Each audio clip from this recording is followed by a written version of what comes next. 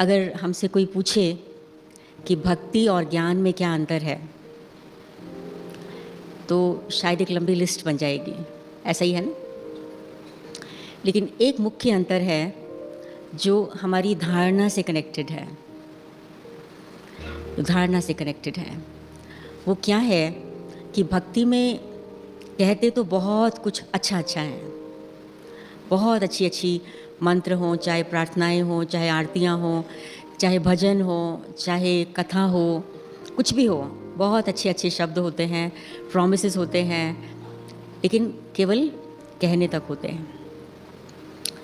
करने का तो वहाँ सवाल नहीं उठता, क्योंकि एक मिसअंडरस्टैंडिंग है कि मनुष्य तो गलती करेगा ही और भगवान माफ़ कर देगा अगर भगवान से माफ़ी मांगी जाए। लेकिन ज्ञान क्या कहता है कि भगवान भी माफ़ नहीं कर सकता अगर आप खुद को माफ़ नहीं करते, माना अपने कर्मों को आप नहीं बदलते। तो ज्ञान क्या है? कहना और करना। इसलिए जब हम लोग किसी को कोर्स भी देते हैं तो शुरू शुरू में ये बताते हैं, दो शब्द यूज़ करते हैं, हमारा एम ऑब्जेक्ट क्या है। दोनों बातें, एम और ऑब्जेक्ट। एम माना मेरा लक्ष्य क्या है, मुझे क्या बनना है। ऑब्जेक्ट माना मेरा कार्य क्या है, मुझे क्या करना है।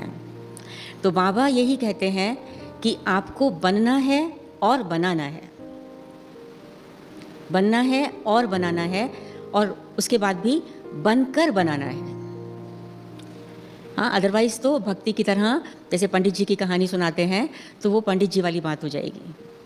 बनकर बनाना है। तो आज बाबा ये बार बार कह रहे हैं कि अपने से पूछो कि मैं जो कह रहा हूँ मैं खुद कर रहा हूँ, मैं ठगता तो नहीं हूँ।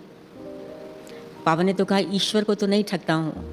अब ईश्वर को तो हम क्या ठगेंगे, खुद को ही ठगते हैं ना। अगर हम गड़बड़ करते हैं तो हम खुद को ही ठगते हैं।